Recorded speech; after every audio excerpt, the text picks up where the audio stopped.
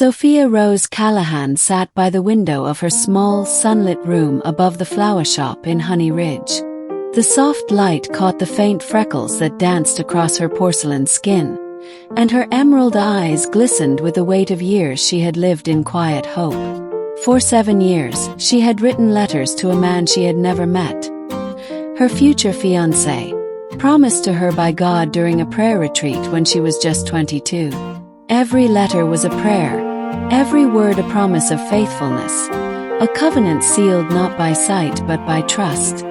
Her fingers traced the edges of the worn notebook, the ink faded but her hope unyielding. She spoke to him as if he were there, whispering secrets, dreams, fears. The pages were filled with her soul laid bare, prayers for strength, for patience, for the man who would one day hold her hand. Yet, after 7 years, doubt began to creep in. The letters piled up, unanswered, and the silence pressed against her heart like a storm. Tonight, she would write her last letter. Her pen danced slowly, reluctantly, across the page. Dear beloved, this is the last time I will write to you.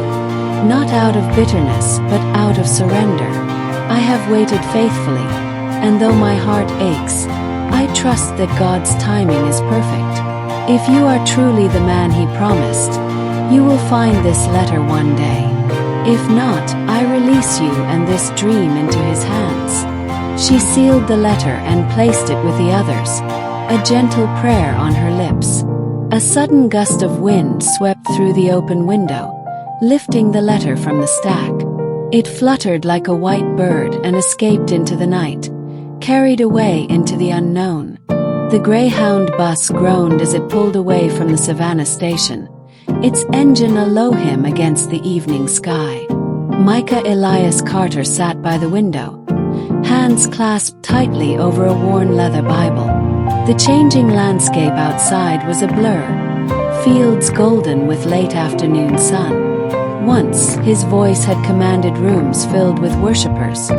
Once, his sermons had breathed fire into weary souls. Now, silence clung to him like dust, and his heart ached with the weight of loss, betrayal, burnout, the slow fading of purpose. Somewhere near Augusta, the bus slowed, approaching a small town that time seemed to have forgotten. Honey Ridge.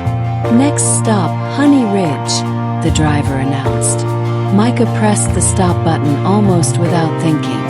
Stepping off into the amber light, he felt the scent of lilies and soil rise from the flower shop below the room he rented. The quiet town seemed to whisper stories in creeks and cricket songs. That night, walking without direction, a pale, creased letter caught on a park bench. He picked it up, his fingers trembling. The elegant handwriting read, Dear beloved, this is the last time I will write to you. Not out of bitterness, but out of surrender. Micah folded the letter carefully, tucking it beside Psalm 27 in his Bible. His pulse quickened with a stirring he hadn't felt in months. Curious, he asked around the small town the next morning. At the church's volunteer board, he found the name, Sophia Rose Callahan. Days later, he saw her beneath an oak tree, sunlight catching her auburn hair as she helped a little girl with her braids. There was a calmness about her, like a chapel at dawn. Their first conversation was at the farmer's market, over peaches. Sweetest ones are always at the bottom, she said, reaching past him to grab the ripest fruit. He smiled. Guess I've been picking wrong my whole life. They laughed quietly, a shared echo of something old and waiting. He did not tell her about the letter. Not yet. The morning sun poured golden light over Honey Ridge, casting long shadows and awakening the sleepy town with a soft hymn of warmth. Sophia Rose Callahan arrived early at the community center, her hands clutching a stack of letters, the familiar weight of hope wrapped in every page. The past weeks had been a whirlwind. Her chance meeting with Micah had unsettled the carefully kept rhythm of her days. His presence stirred something deep within her, a flicker of possibility she had almost forgotten. She avoided mentioning the letter that had found him by fate. It was still a secret between her heart and God. Micah, for his part, wrestled with the letter's mystery. Each time he saw Sophia, his pulse quickened, yet the walls built by years of pain pressed tight around him. Could he trust this sudden light? This woman who seemed a living answer to prayers he had stopped believing. One afternoon, under the sprawling limbs of the old oak tree where they first met, Micah found the courage to speak. "Sophia," he began, voice low and hesitant, "there's something I have to ask. About those letters. Did you write them all?" Her eyes, deep and steady, met his. "Yes, 7 years' worth." He exhaled, the weight of disbelief and wonder mingling. "Why did you keep writing when you didn't know me?" She smiled softly, a hint of the resilient faith that had carried her through loneliness and doubt. "Because faith isn't about proof. It's about trust. Trust in God's timing and promises." Sophia hesitated, her eyes misting as she continued. "There were nights I cried myself to sleep, Micah. Not because I doubted God, but because I couldn't hear Him. And still I wrote, because faith is sometimes just breathing in the silence." Micah swallowed hard, his voice barely above a whisper. "You've been braver than most preachers I knew." She chuckled softly, the sound like wind chimes. "You don't have to wear a collar to preach, Micah. Sometimes you just need a broken heart and the courage to keep it open." Micah reached out, brushing a stray lock of hair from her face. "And what if God's timing means we find each other now, after all this waiting?" The question hung between them like a fragile prayer. Days turned into weeks, and the letters became less of a secret and more of a bridge, a shared sacred space where past hopes met present realities. Sophia taught at the small town school, nurturing young minds with patience and grace. Micah found work helping rebuild the community center, his hands healing through labor as his heart began to mend. They began sharing their stories not only with each other but with the community. Sophia started a weekly women's circle, where letters and prayers were read aloud, while Micah led a small group for men who'd lost their way, men who carried silence like chains.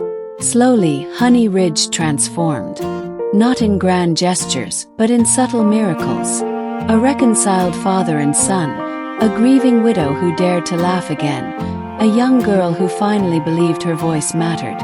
Together, they walked the quiet streets of Honey Ridge, talking of dreams lost and found, of wounds that faith could heal, of love that waited in silence. At night, when the stars blanketed the sky in silver, their conversations deepened, peeling back layers of pain, fears, and guarded hopes. Each word spoken was a thread weaving a tapestry of trust, fragile yet unbreakable.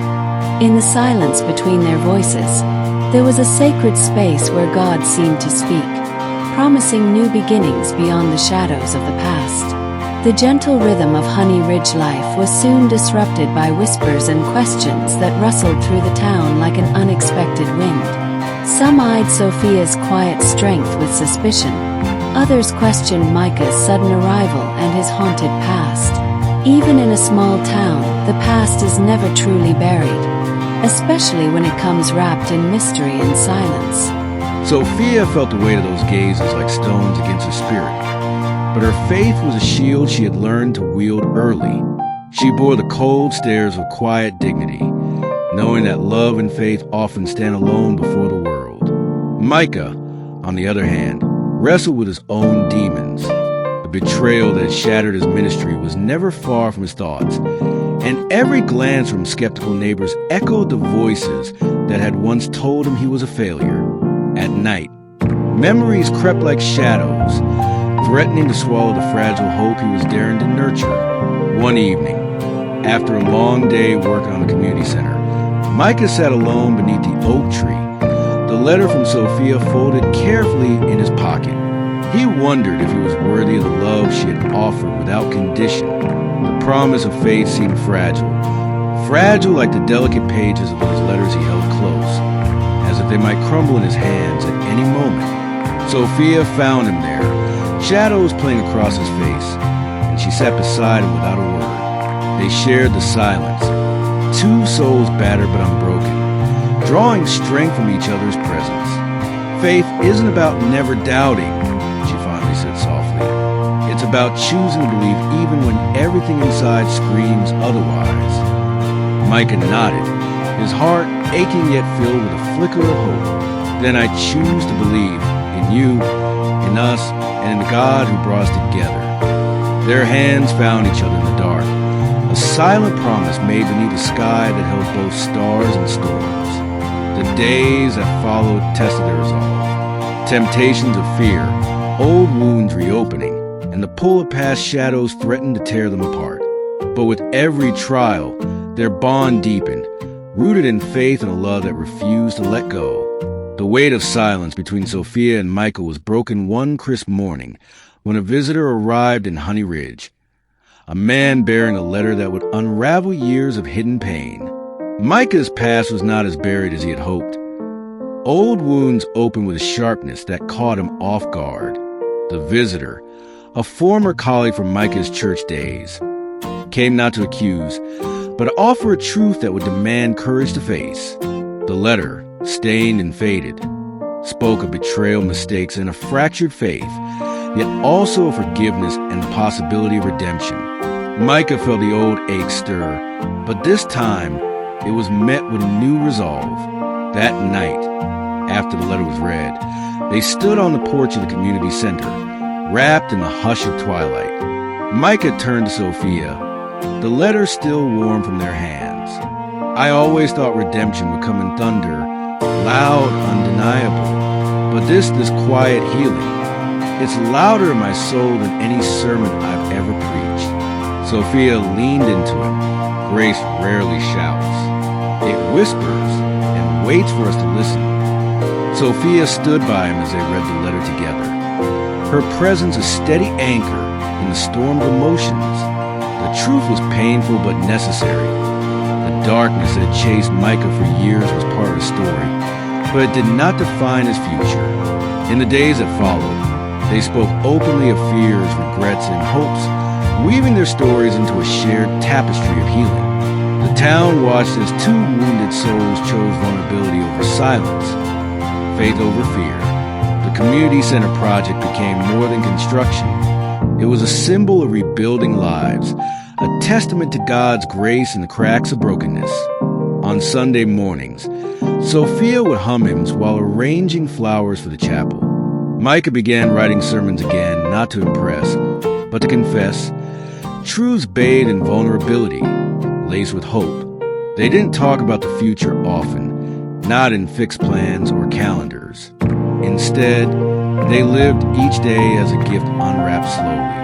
A look, a shared prayer, the warmth of two hands clasped in quiet agreement. Love, Michael once said, isn't the absence of fear, it's the decision to stay anyway. The sun rose over Honey Ridge, painting the sky with hues of amber and rose, as if the heavens themselves celebrated the promise of a new beginning. Before the ceremony that marked the opening of the community center, Sophia slipped away to her old room above the flower shop. The morning sun spilled across the desk where her letters were first born. She opened the journal one last time and added a new entry. Dear beloved, you were worth every weight, every tear, every quiet night I thought I'd been forgotten. Thank you for becoming the man I prayed for, not perfect but present, not fearless but faithful. She closed the book gently, a single tear falling onto the page like a seal. Sophia stood at the edge of the freshly built community center. The letters she had written over 7 long years tucked carefully into a leather-bound journal. The journey that began with silent prayers and whispered hopes had blossomed into a living testament of faith fulfilled.